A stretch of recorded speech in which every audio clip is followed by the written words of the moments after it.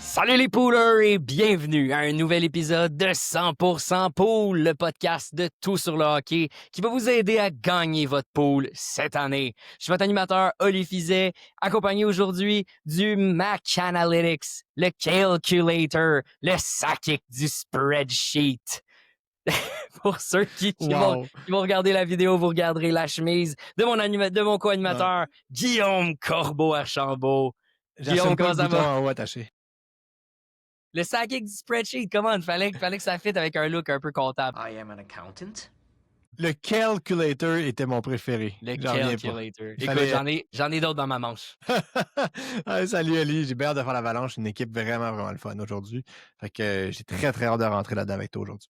Ouais, ça va te déferler aujourd'hui. Nice. On va essayer d'aller, de faire ça vite. Écoute, non, je vais t'en faire d'autres. Arrête, c'est un effet boule de neige, ton affaire. OK. Oh! Aujourd'hui, on continue notre série d'analyse des équipes, comme Guillaume l'a dit, avec le Colorado Avalanche. Comme toujours, on va décortiquer les statistiques avancées, moins avancées, parce que c'est pas avec les plus et les moins qu'on gagne notre pool de hockey. On va vous donner du contexte, mais surtout, on va vous donner nos projections de chacun des joueurs les plus importants pour que vous puissiez identifier les booms puis les busts. On commence aujourd'hui. Écoute, est-ce que c'est enfin le grand retour de Gabriel Landeskog au Colorado? But your injury, it requires rest and time. Je pense que oui. J'y croyais pas l'année passée quand il est revenu en série, puis encore moins. Bon, je pense que tout le monde est un peu dubitatif à savoir quel type de performance qu'il allait sortir. Et il a très bien fait. Il a eu 1 but, 3 passes, 4 points en 5 matchs, quand même un très bon ratio. C'est un gars, évidemment, là, un échantillon de 5 matchs, c'est vraiment minime, là, mais très petit prendre... là, quand même. Là. Tu veux pas analyser des recrues des fois parce qu'ils ont 9 matchs, mais 5 matchs en séries éliminatoires. Quoique c'est en séries éliminatoires. Ben, je veux dire, son retour, le gars, il n'a pas joué pendant presque 3 ans. Il revient en série, 1 but, 3 passes. Il jouait un petit peu plus de 17 minutes par match, quand même. C'est sûr que c'est moins que ce qu'il y avait quand il jouait de façon continue, mais 17 minutes, ils l'ont pas mis sur un quatrième trio où est-ce qu'il a joué 12-13 minutes. Fait que je pense que c'est un bon hint à ce niveau-là. Puis ensuite, ben, il a joué en avantage numérique. Il a joué 60% de l'avantage numérique de l'Avalanche, 3 minutes et des poussières. Donc, je pense qu'il est de retour I'm back. OK? dans un rôle peut-être un petit peu moins intense, on va dire de cette façon-là, ou du moins une utilisation qui peut être un petit peu plus juste par rapport au nombre de blessures. Puis à son âge, Landeskog n'est pas... étant donné qu'il n'a pas joué, on a comme oublié qu'il avait vieilli pendant ce temps-là, mais il approche de 33 ans quand même. Donc, c'est plus, on est loin d'avoir un jeune joueur sous la main avec Landeskog. Moi, je pense qu'il peut revenir avant de partir pour ses blessures, malgré le fait qu'il était continuellement blessé. You could injure yourself permanently. Il marchait quasiment un rythme d'1 point par match, là, du 0.88, du 1.04. Tu vas me dire qu'il joue avec il McKinnon. Jouait avec Nathan MacKinnon, c'est ça. Puis est-ce qu'il va rejouer avec Nathan MacKinnon cette année? Ben, je vois pas pourquoi il ne jouerait pas avec MacKinnon. C'est-à-dire, il n'y a aucune raison pourquoi on ne le remettrait pas sur le trio avec MacKinnon. En série, on joue beaucoup ensemble. We're gonna stick together. Évidemment, MacKinnon fait jouer du 27-28 minutes. Donc, les statistiques de MacKinnon sont un peu biaisées quand tu regardes l'utilisation avec qui il jouait, parce qu'il a joué avec tout le monde. Mais pour celui de Landeskog, il a joué majoritairement du temps avec MacKinnon en série. Moi, je pense qu'il va revenir. Évidemment, il ne jouera pas 82 matchs. Là, il jouait 55 matchs avant qui partent pour 3 ans. Donc, c'est ça qu'il a joué. Il jouait quand même blessé souvent, le Landeskog. Always have been, always will be. Ben, Landeskog a joué là, dans les 3 dernières saisons qu'il a joué, donc 2019-2020. On commence à être loin, là, mais 2019-2020, 2020-2021, 2021-2022, il a joué 54, 54, 51 matchs. Fait qu'une moyenne de 53 et des poussières, 52 et des poussières. Il y avait quand même une saison qui était quand même de la COVID, qu'il faut préciser, qui était techniquement une saison qui aurait été complète. Mais ouais, complète. Mais après ça, c'est 54, 51. Je veux dire, il n'est pas passé à travers un calendrier de 82 matchs. Il l'a pas fait souvent, les 82 matchs, mais il a joué 70 quand même assez fréquemment. C'est vraiment dans les dernières saisons, dans les 6 dernières années, on va le dire de même, qu'il a été blessé un peu plus souvent. Mais tu sais, à sa dernière saison, avant de partir pour 3 ans, il marchait avec un pace de 95 points. Fait que tu sais, je pense pas qu'il est fini. Moi, je le vois revenir s'il joue un 55 matchs, on va dans ce filon-là. Je vais être peut-être audacieux. Je pense qu'il peut faire son 45 points bien à côté en avantage numérique.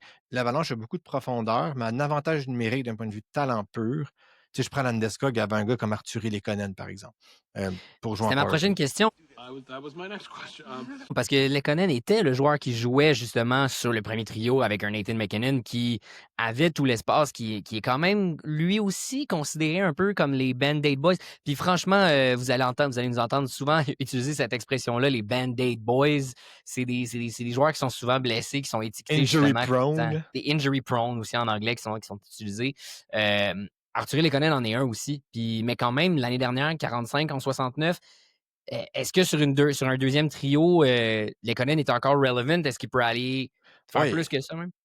Ben, je pense pas qu'il veut faire plus. Je pense qu'il est relevant sur un. Je réponds à ta première question. Il est relevant sur un deuxième trio. Lekonen, depuis qu'il a été échangé de Montréal, a explosé avec l'Avalanche. Oui, il a joué avec MacKinnon, mais il a aussi joué avec Nichushkin. Il a joué avec Drouin l'année dernière. Fait, il a quand même joué avec d'autres. Il n'est pas associé à 100% avec MacKinnon.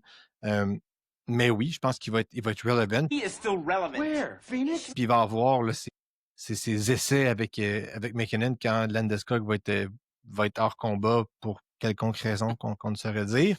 Donc, il va retourner sur ce type d'utilisation-là. Lekonen, l'année dernière, il a joué 50% de l'avantage numérique de l'Avalanche. Donc, quand il jouait, évidemment, il a joué 69 matchs. Il a fait juste 5 points. Je comprends qu'il y avait le rôle du bumper, là, mais c'est quand même très, très faible, 5 points, dans un avantage numérique aussi dominant à mener. Tu te dis, ben, quand Makar va tirer, ça va pogner une patte, un patin, une tête, quelque chose, puis ça va finir par rentrer ou va prendre un retour. Lekonen, c'est pas ça. Non seulement c'est pas ça, son pourcentage de tir l'année dernière était de 18%. Fait que fais le calcul. Do the math. Il a fait 27 buts, 18 points. Fait, tu sais, enlève-y un 7 points, on arrive à 40 en 70. C'est pas mauvais. Pas mauvais pour un pas deuxième trio, mais c'est pas extraordinaire, effectivement. Un gars, par contre, qui pourrait faire un petit peu plus de points, c'est Martin Necas aussi sur un premier trio. Puis lui, honnêtement, est-ce qu'il peut avoir un même rôle puis essayer, puis il l'a bien fait l'année dernière, autant que Mikko Rantanen?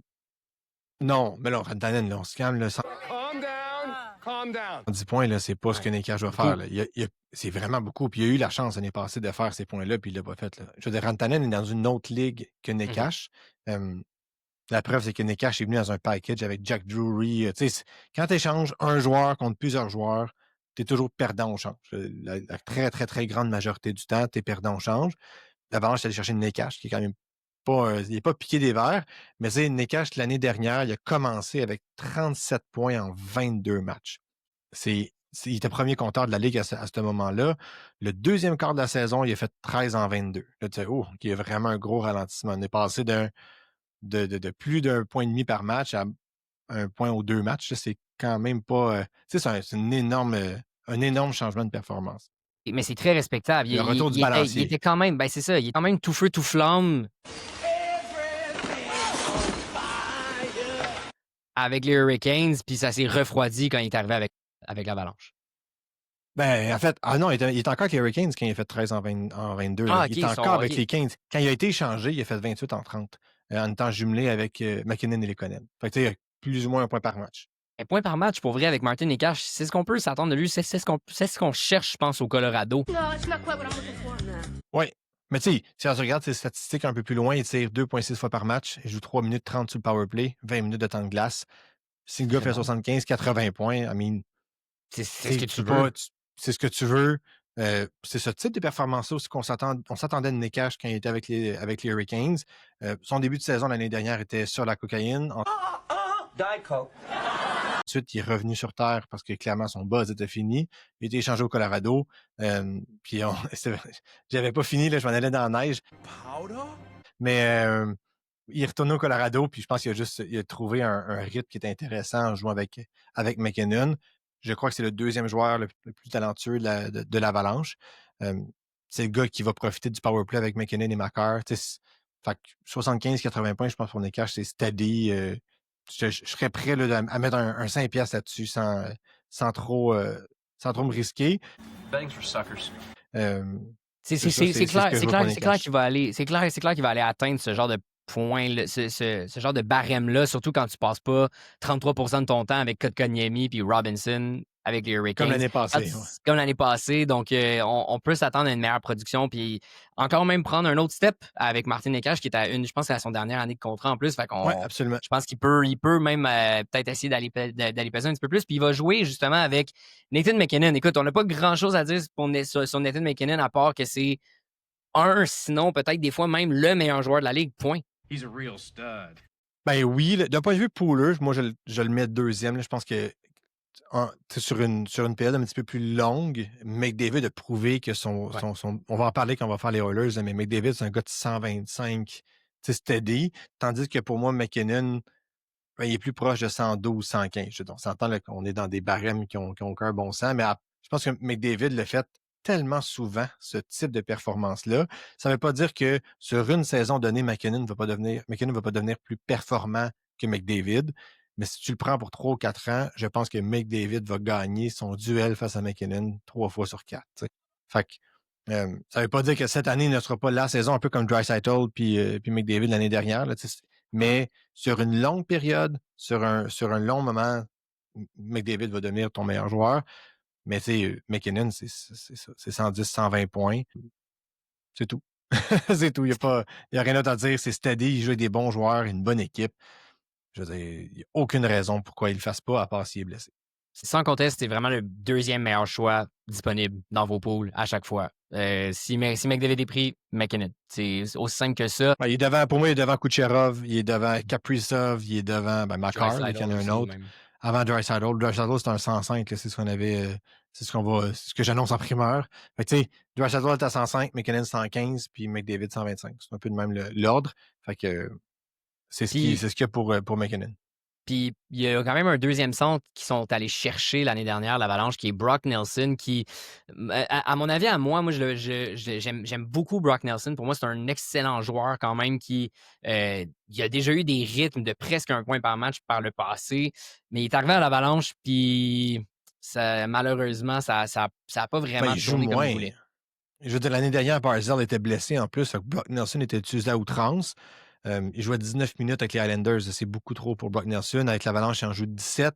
Il y avait toutes les occasions en avantage numérique. Il y avait toutes les occasions offensives. Il tirait 2,6 fois par match. Avec l'Avalanche, on parle de 1,6 fois. C'est sûr, quand tu joues avec des meilleurs joueurs, à un moment donné, tu as moins la rondelle. Fait que, ultimement, tu vas faire moins de jeux.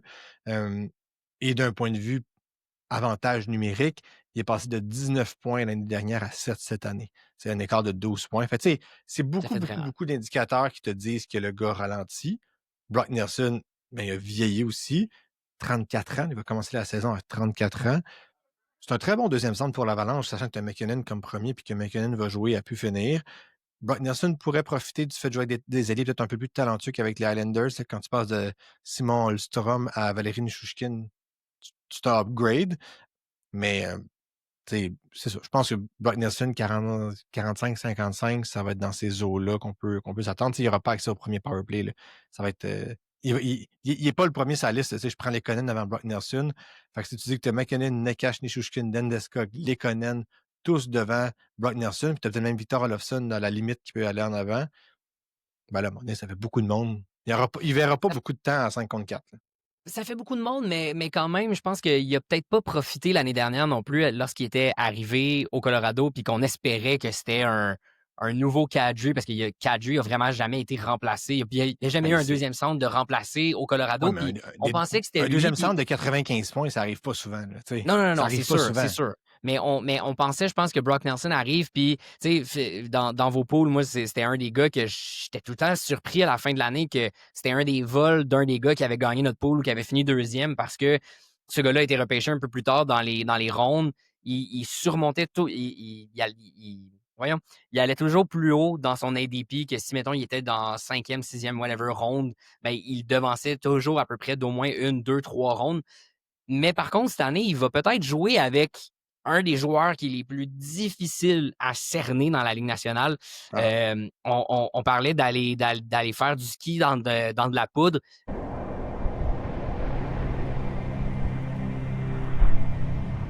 Valérie Nichushkin, Il aime la poudreuse. Il aime la grosse poudreuse. Il aime la grosse poudre. Non, mais c'est ça. Il va falloir. Qu'est-ce que tu penses de Valérie Nichushkin qui est très difficile parce qu'il est soit blessé, soit pas là pour certaines raisons. Qu'est-ce qu'on fait avec Valérie Nichushkin? C'est toujours les mêmes raisons. Là. C'est des problèmes de consommation. Nichushkin, je le vois comme étant un excellent joueur pour l'Avalanche quand il joue. Pour utiliser une expression de hockey, c'est un gros bonhomme. Il est capable d'aller d'un coin, il récupère la rondelle. Mais je ne suis pas fan d'un point de vue pool de Nichushkin. Un, parce qu'on ne sait jamais qu'est-ce qui va manquer comme match. Puis ensuite, d'un point de vue statistique, il y a un taux de passe secondaire assez élevé à 50%. Son pourcentage de tir l'année dernière est à 17,8, pardon. C'est quand des indicateurs qui sont. Tu sais, quand tous les indicateurs sont un peu trop élevés, tu dis qu'il y a un retour d'ascenseur qui va finir par se générer, ce qui va faire réduire un petit peu sa performance générale. Donc, si on regarde l'année dernière, qu'est-ce qu'il a fait Nichushkin? Il a fait 34 en 43. S'il perd 2 ou 3 buts, il perd 1 ou 2 passes, on se ramasse avec un joueur de 28-29 points en 43 matchs, ce qui est loin d'être mauvais. C'est un rythme plus ou moins de 60 points là, dans ces eaux-là, 50-60 points. Je pense que c'est ce qui va le faire cette année. Je crois que le premier trio, il va y avoir beaucoup moins accès qu'il a déjà eu accès. Je pense que même le premier avantage numérique, il n'est pas certain d'y avoir accès parce que tu as Landeskog qui est de retour puis ça va lui nuire. Donc, si tu as McKinnon, Lekonen, Nekash, Landeskog sur un premier powerplay, je crois que c'est bien, avec Makar évidemment à la pointe. Fait que, tu sais, je le vois faire son 55-60 points en termes de rythme. Il va jouer 60 matchs. Fait qu'entendez-vous à, je sais pas, 40-45 points peut-être dans ces eaux-là. Je pense que c'est raisonnable pour un gars comme Nichushkin. Est-ce qu'il peut faire plus? Toujours. Oui. Mais à un moment donné, être suspendu puis avoir des problèmes de consommation, Wait, boil powder. What is that powder? ça peut pas ne pas nuire à sa préparation. Ça commence à être un long historique, c'est ça que je veux dire. Moi, je m'en c'est sûr très loin. Il va peut-être manquer de la saison parce que tu le sais pas. Tu le sais pas. C'est pas Non, juste exact. des blessures. C'est pas juste des blessures, c'est des choses que tu peux vraiment pas te douter, en fait. Puis, tu sais, la dernière fois qu'il a joué 65 games, c'était en 2019-2020, dans le temps que Landeskog était encore relevant. C'est un peu... c'est un gros bet, mais je suis semi-d'accord avec toi, par contre, en termes de pace, parce que le gars, quand même, dans les 4 dernières années, c'était des paces sur 82 matchs de 65, 80, 73, 69. Clairement, le gars, il est capable de faire un 70, voire un 80. Oui, OK, il n'y aura pas le même déploiement. Il va jouer avec Landeskog, Nelson, des gars qui vieillissent, peut-être même un Lekonen plutôt, mais je pense que s'il est capable d'être en santé, il est capable d'être présent sur la glace, puis que vous avez justement, on en a parlé des fois, si vous êtes capable de le mettre sur un banc, sur un IR, puis que vous pouvez aller le chercher, ça peut être intéressant. Mais il faut faire vraiment attention. Je pense qu'en repêchage, faut qu'il tombe un peu. Faut qu'il tombe un peu puis que vous voyez c'est quand le bon moment. C'est juste que des joueurs qui ont des red flags d'un point de vue blessure, c'est une chose. Les Lekonen, Landeskog, c'est une chose. Au moins, ils vont se blesser pendant qu'ils jouent. Nichushkin, il peut se blesser pendant qu'il joue, puis il peut aussi se blesser pendant qu'il joue, mais pas exactement sur la glace. Fait que ça me fait plus peur d'avoir un double red flag sur ce type de joueur-là. L'année dernière, il n'y a pas eu une grosse saison malgré un déploiement quand même préférentiel. Ses statistiques connexes est un petit peu trop élevé à mon goût pour dire que c'est un no-brainer. C'était pas un joueur qui a sous-performé, qui n'a pas été malchanceux. Il n'a peut-être juste pas eu le déploiement McKinnon qu'il avait à l'époque. Puis, McKinnon, on sait là, sa rigueur. Fait que moi, je préfère le mettre un petit peu plus bas dans ma liste, puis de me mettre sur mes gardes. S'il glisse, à un moment donné, il finit par être trop attrayant, puis peut-être que le jeu en vaut la chandelle. Ça dépend de votre situation là, dans le type de draft que vous faites. Mais je trouve qu'il commence à avoir beaucoup d'indicateurs au rouge pour Nichushkin, puis tu ne sais pas quelle portion de la saison qui va manquer. Je commence à trouver ça dangereux. Puis je trouve que d'un point de vue performance hockey, il n'est pas au niveau qu'il était. Fait que c'est comme. À Mané, ça fait beaucoup sur ce genre de joueur-là. Mais il y a quand même des gars qui vont pouvoir prendre sa place, des gars de troisième trio qui sont peut-être moins relevant, on va pas trop en parler. Ross Colton, Jack Drury, Victor Olofsson, des belles petites cartes cachées que si jamais ils ont un peu plus de temps de jeu, ça peut être des waivers. Olofsson a fait ses points sur l'avantage numérique. Ouais, l'année passée, Olofsson a fait ses points sur l'avantage numérique. Il en a fait 8 sur 29. Fait que le tiers de ses points proviennent d'un avantage numérique et il n'aura pas accès à cet avantage numérique-là. Donc, si on lui enlève ses points en power play, il va passer à un gars de 20 points en 60 matchs quasiment. C'est pas très, très bon. Ross Colton a un peu le même principe. Il a fait 29 en 61 parce qu'il a joué avec McKinnon et Drouin pendant une portion de la saison. Du moment que les blessés sont revenus, les statistiques de Colton ont drastiquement chuté, ce qui fait dire que c'est pas un gars qui est intéressant sur le long terme parce qu'il dépend beaucoup trop de la grosse vedette du club. Ça, beaucoup, on les analyse pas en profondeur. En gros, s'il y a beaucoup de blessés avec l'Avalanche, regardez-les, regardez si Jacques McKinnon, c'est lui, vous le prenez. Sinon, ça vaut même pas la peine de s'y attarder. Ils jouent sur un 3e, 4e trio, puis ils se font bencher. Là. Puis le Colton est blessé aussi, ça aide pas. Là. Mais si vous vous demandez pendant l'année s'il faut aller le chercher, écoutez-nous, on va faire les épisodes des waivers. Exact, on va vous le dire. On va vous le dire, c'est quand ça va être dans le bon moment. Mais si on fait un petit recap, dans notre chronique waiver par semaine hebdomadaire que vous allez pouvoir nous écouter, dans le fond, juste un petit recap rapide. Projection, les attaquants du Colorado. On commence avec Nathan MacKinnon, le numéro 1. MacKinnon, 110-120 points steady. Nekash, est à 75-80. Ces deux gars-là, pour moi, là, c'est money. C'est certain qu'ils vont le faire. Ensuite, ça va dépendre des blessures, mais je vais y aller avec Brock Nelson à 50-55 parce qu'il va jouer des matchs. Je pense qu'il va jouer plus de matchs que les autres joueurs que je vais nommer. Je vais y aller avec Landeskog avec un 45, avec Nichushkin, la même chose. Deux gars à 45. Et Lekonen, un 35-40 parce que lui aussi va se blesser. Fait que si tous ces gars-là sont en santé, l'Avalanche va être archi dominant. La raison pourquoi ils ne gagnent jamais la centrale, c'est parce qu'ils sont souvent blessés. Puis évidemment, là, il y a les Stars de Dallas qui viennent de se booster un club tout simplement avec Rantanen, en fait. Avec Rantanen, avec l'ancien Avalanche. C'est ça, quasiment. Fait que c'est ça pour les attaquants de l'Avalanche. Puis du côté des défenseurs, évidemment, il y a encore le no-brainer, un des meilleurs joueurs générationnels, Cale Makar. Le calculator. Qu'est-ce que le calculator a à dire sur Cale Makar? Est-ce qu'on peut s'attendre à un même genre de niveau de sa part et même plus ou vraiment comme le même niveau? Ben Makar, ce qui est plate, c'est qu'il est toujours un petit peu blessé. Il manque toujours 2-3 matchs, 4 matchs dans une saison, ce qui est vraiment pas terrible, mais qui l'empêche, je pense, de frôler le 100 points. Il va avoir 27 ans cette année. Moi, je vais y prédire. Je pense qu'il va faire son 100 points cette année. Ouais. It's a prediction. OK. C'est la saison pour le faire. C'est son prime. Mais à part Eric Carson, il y a des gars qui font 100 points quand ils sont rendus passer la trentaine. Ils ne le feront pas. Makar, il a fait 92 points en 80 matchs l'année dernière. Il a scoré 30 buts. Puis honnêtement, avec Makar, je me contrefous des statistiques avancées. Le gars fait des points, peu importe la façon qu'il va les faire. Il est tellement dominant.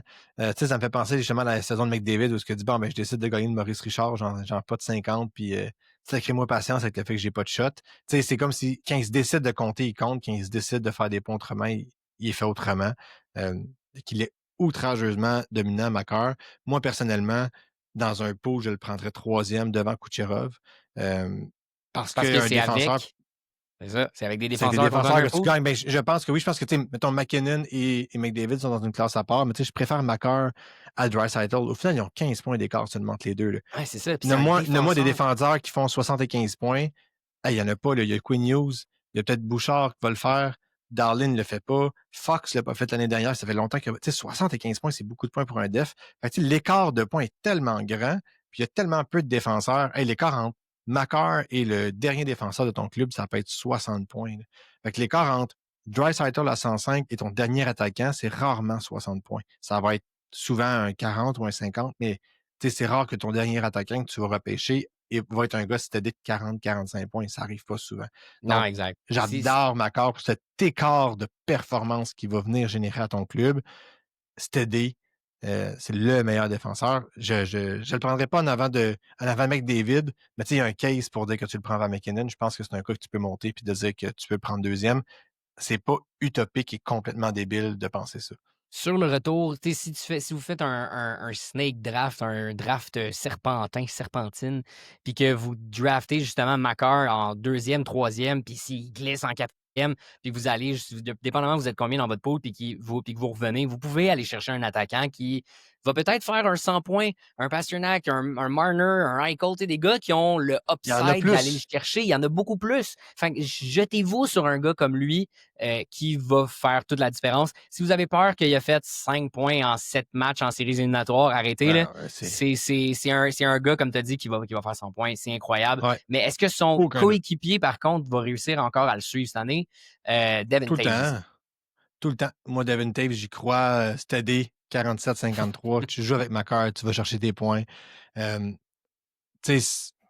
Je pense que c'est ça. J'aime ton expression steady, genre la manière que tu le dis, là, je pense que je vais faire un chandail avec ta face. Il est pas steady, il est steady.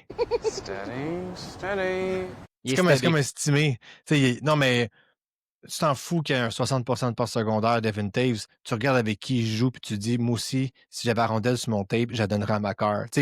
C'est ça que je ferais moi aussi. Quand tu regardes les grands défenseurs de l'histoire, ben, leur partner avait des passes secondaires à pu finir. Les gars qui jouent avec Paul Coffey, c'est le même qui faisaient leurs points. Puis tu regardes avec les autres équipes de la Ligue nationale, tous les défenseurs qui jouent avec des défenseurs offensifs finissent par faire des points. Philippe Hronek qui n'a pas fait beaucoup de points par hasard parce qu'il joue avec Quinn Hughes. Donc, ça va être ça pour Devin Taves. Pour moi, il est steady. C'est un gars c'est pas chic de le prendre parce qu'il n'y a pas un ceiling extraordinaire, parce qu'il ne peut pas faire plus que ça nécessairement. Mais oui, là, je suis pas inquiet, pas en tout. Puis l'année dernière, 47 points, c'est peut-être un petit peu bas par rapport à ce qu'on peut s'attendre. On aurait aimé ça qu'il fasse le 50, mais il a commencé l'année avec 7 points en 19 matchs. C'est juste ça qui explique qu'il a commencé sa saison un petit peu slow. Puis ensuite, il a retrouvé sa cadence habituelle, puis il a fini avec 37 points en 57 rencontres, qui est un rythme de 53 points. Donc, tu sais, pour moi, c'est ça, Devin Taves. C'est le deuxième défenseur de l'Avalanche, puis c'est un très bon pick dans un pool. Il n'y a pas d'erreur avec Devin Taves. Non, c'est ça. Il n'y a pas d'erreur. Puis, par contre, on va suivre avec deux autres défenseurs qui, pour moi, sont un peu des points d'interrogation. Samuel Girard, Brent Burns. Brent Burns, qui lui non plus se rajeunit pas, mais pourtant, il est Burns, encore capable de suivre. Ben, il suit, mais là, non, là. Tu sais, Burns et Girard vont faire 30 points. Tu sais, ils n'auront pas aucune opportunité offensive. C'est toute Makar qui va aller les chercher. Girard, à un moment donné, il faut revenir. Là. Je veux en parler parce qu'on a toujours l'impression qu'il va peut-être réussir à devenir un défenseur offensif. Ça n'arrivera pas. J'ai l'impression que des fois, les défenseurs de l'Avalanche, on se fait une idée qu'ils sont extraordinaires. Tu sais, Bowen Byram, c'est un peu le même principe. À un moment donné, il va exploser. Puis là, t'es comme, ben, maudite affaire, il explose jamais. Tu sais, je comprends qu'il joue toujours des bons défenseurs. Mais il apprend pas. Ouais, je comprends pas non plus. Selon toi, Samuel Girard, la raison pourquoi il va pas aller un petit peu plus loin encore cette année, puis qu'on va encore être un peu comme il va pas atteindre le 40, c'est parce qu'il n'y a pas de place ou juste parce qu'il est pas capable? Les deux. Il n'est pas assez bon pour générer des points à 5 contre 5. Fait que ça lui prendrait de l'avantage numérique pour faire des points pour atteindre le 40. Jamais. Fait qu'il n'y en aura jamais. Fait que ça revient à 30. Brent Burns, c'est exactement le même principe. Incapable de générer des points à 5 contre 5. Il a connu sa première saison en bas de 30 points l'année dernière, Brent Burns, parce qu'il jouait derrière les Hurricanes avec Gostisbehere qui prenait prenait tout l'avantage numérique. Mais tu sais, Gostisbehere n'est pas Kyle Makar, puis Burns n'a pas été capable de le déloger. Tu es en train de me dire que Burns, il faut qu'il déloge Makar, Taves et Girard, ça n'arrivera pas. Burns a signé là pour gagner une Coupe Stanley. Il va jouer des petites minutes. S'il fait 30 points, là, ça va être bon. Moi, c'est un gars que j'éviterais. Je n'y crois pas à Brent Burns. Il y a 40 ans, il a eu sa belle carrière, qui gagne sa coupe avec l'Avalanche s'il veut, mais d'un point de vue pool, il n'est plus relevant. Vous allez être déçus, c'est assuré. Il n'y aura pas de renaissance de Brent Burns cette année. C'est terminé. Là. C'est comme Joe Thornton quand il joue à Toronto à 42 ans. C'est fini. Ces gars-là sont finis. Écoute, t'as le mérite d'être clair au moins. Tu sais, bien me faire mentir, il va faire 55 points, Makar va être blessé toute la saison. Non, mais non, sans blague, non. On le souhaite à personne, ça, honnêtement. Non, non, ça, c'est le scandale d'une saison, Makar blessé pour la saison. Fait que Makar, tu t'attends à un 100 points de Makar, 90 à 100 points. Ouais, 90 à 100, mais j'aimerais ça qu'il fasse le 100, fait que je vais dire 100 pour me mouiller. OK, c'est bon. Puis après ça, niveau Devin Taves, encore une fois, je vais dire 47-53. 55, c'est beaucoup, 45, c'est bas. Fait que je vais dire 47-53. Moi, je serais satisfait avec ça. Girard, une trentaine de points. Puis Burns, plus un entour de 25. Je pense que ça va être ça. Puis, dis-moi, après ça, tu l'as dit, Girard, un 30 points. Brent Burns, un 30 points aussi. Peut-être capable d'aller faire un 35 si jamais. Peut-être qu'il y a une blessure, mais sinon, ça va être 30-35. À chaque fois, comme dans tous les épisodes, on va finir avec le joueur que tu aimes le plus, celui que tu penses qui va faire gagner ton pool. Aujourd'hui, c'est le Joe Sakic. Yeah, right, more like Joe Nutsakic. Le gars qui va donner du respect dans ton équipe puis que tout le monde va regarder et dire « Ah ouais, c'est vrai, c'est quand même un bon choix ça. » Parce que c'est le leader de ton équipe. C'est qui le gars qui va faire la différence? Ben, j'ai pas le choix d'y aller avec Landeskog. J'y crois. J'y crois à son retour. Je crois au fait que c'est le capitaine puis qu'il va jouer avec les meilleurs joueurs. Donc, je pense que c'est le genre de risque que les gens vont faire « Ah, moi, j'y touche pas » puis qui peut être payant. C'est comme si ça marche pas, ben Tu peux pas dire, tu l'as essayé, tu as swingé, puis ça n'a pas fonctionné. Puis si ça fonctionne, tu as l'air d'un génie en disant, je l'ai vu jouer l'année passée en série, puis il était là. Moi, je vais y aller avec. Je vais y aller en fait avec Martin Necas. C'est un gars que j'ai toujours aimé quand il jouait avec les Hurricanes. Je pense que vous allez croire qu'il va faire un 70-80, puis cette année, il va frôler le 90, peut-être même le 100. Puis, ouais, écoute, gros take. C'est mon gros take. Puis, sinon, c'est qui ton joueur, le Lyle O'Deline? Mon équipe est fière de sélectionner Guy O'Deline. Le joueur que tu veux pas drafter, ton bust avec l'Avalanche du Colorado. Je vais y aller avec Brent Burns. Il va décevoir. C'est certain. J'ai l'impression que son nom amène un certain aura de défenseur très offensif, mais il va être plus que décevant. C'est comme plus décevant. Je vais y aller avec ton O'Deline. Je vais y aller avec mon compatriote Valérie Nichushkin. Je pense qu'il va encore décevoir. On le voit encore gros, il va décevoir. Ça fait pas mal le tour de l'Avalanche du Colorado. Merci à tous de nous avoir écoutés. Si jamais vous avez des questions, vous hésitez entre des joueurs, vous voulez nous écrire, écrivez-nous en commentaire, en DM, sur Instagram, YouTube. Allez nous écouter sur Spotify, Apple. On va peut-être faire un épisode complet sur le Q&A. Fait allez nous écrire. On va vous aider pour gagner votre pool cette année. Salut les poolers!